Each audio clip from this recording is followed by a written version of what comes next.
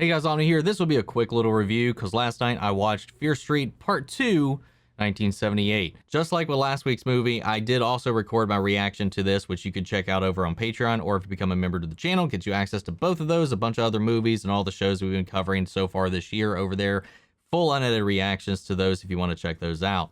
You know, after Part 1 we watched last week, all the same people are involved in this. We start off pretty much right after the ending of last week's episode. I'm going to call it that because that's essentially what these are, is like a 2-hour-long episode.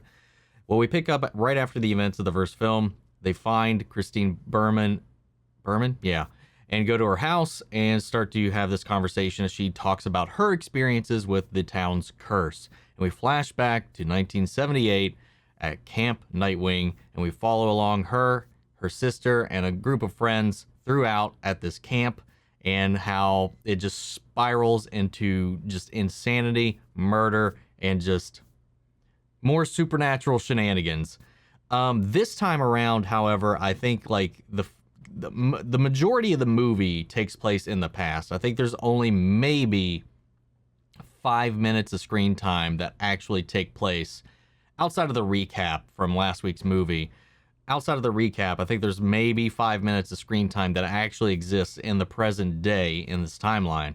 So we jump back, we spend pretty much in the entire movie in 1978 following their experience at this camp, the possessions, and as they kind of uncover more of this Sarah Fear's backstory and lore to their town, this curse that is kind of like plaguing their land over these last almost century at this point. So like it's pretty interesting. I like this one's much more focused than last week's episode. I keep saying that, even though I know it's a movie. Aside from that, like the tone is much more consistent. It's much more focused. It's contained. It's not. I think last week's episode really kind of suffered from trying to set up all this town's lore, trying to set up these characters, set up this past, set up this Sunnyvale, Shady Side thing. And it got really kind of eclectic with trying to keep the characters in line with what they're trying to tell in the story. The present day characters, I'm still not all that like bought into. Like I don't have a problem with them at this point, but like they're just not interesting to me just yet. But I'm really curious to see what's going to happen next week, but we won't talk about that here. But I think the characters we follow, we get to see Christine Berman's backstory, her sister, Nick Good, who is the sheriff we've been seeing in the first movie. We see how his relationship with everything that's happened, because we saw in last week's movie that he had passed off this note to Christine to tell her that it's happening again after getting the call from the kids, after seeing all these reports, after these murders happening again. And we get to see that backstory of how he kind of knows her and how that whole thing fits into it. He was a camp counselor there, and at the time she was a camper at the event. So we see that whole thing unfold. What I really liked about this, obviously, is the 70s feel of it. It definitely, where the last one was just kind of like throwing everything at you with the different killers and all that, while it started off kind of like Scream, and then it just kind of devolved into just a mismatch of kind of like every slasher genre at once. This one was very focused on its time period and its setting, and it goes hard into paying homage to the Friday the 13th franchise, all the way down to the burlap sack bag and the axe, and it being isolated to a bunch of campers, camp counselors on this little campground in the town, between the towns rather.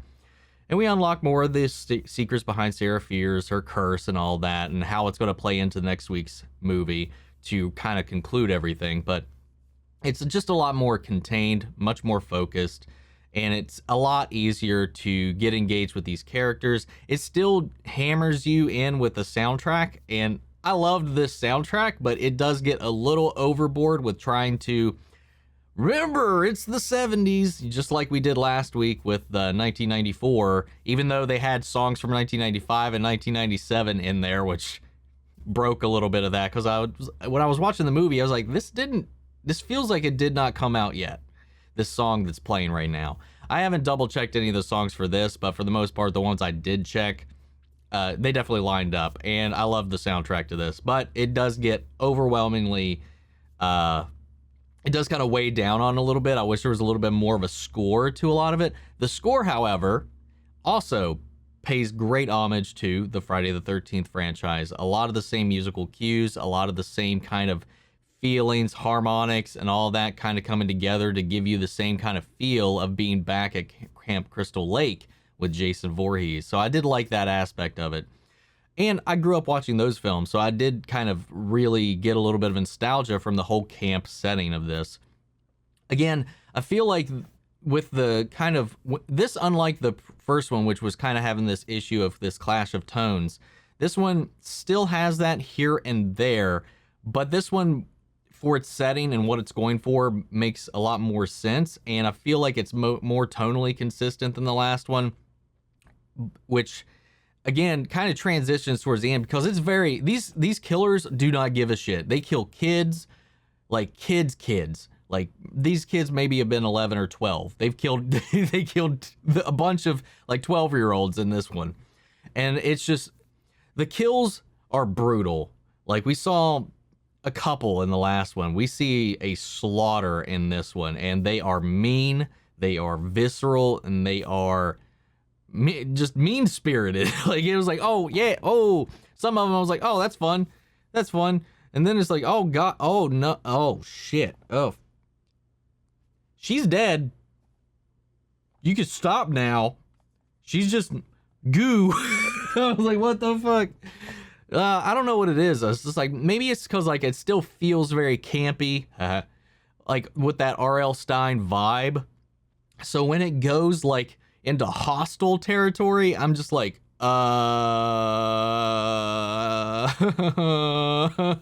but it's a lot of fun. This one's a lot more entertaining than the first one for me, and it might be, like I said, the 78 time period that they're playing with, the aesthetics, the Friday the 13th like disguise that they're wearing throughout this entire thing. It's a lot more, it hits my nostalgia bone a little bit more than the last one, even though Scream is one of my favorite franchises. That's just like act one. This whole movie is set in this setting, so it doesn't really get jumbled with dealing with all the other killers all that much, except for diving lore-wise and mentioning some of the ones that came before. So this one I thought was a lot more of a smooth ride. But guys, that's my thoughts on the movie. Short and sweet, just like that. So let me know what you thought if you've checked it out down in the comments below, so we can carry on the conversation after the video. Guys, remember, full-length reaction is over on Patreon, or if you become a member on the channel here. Huge shout out to our channel legends so far, Mandy Scher, Ryan Karen, and Jason Coleman. Thank you guys so much, as always, for your support.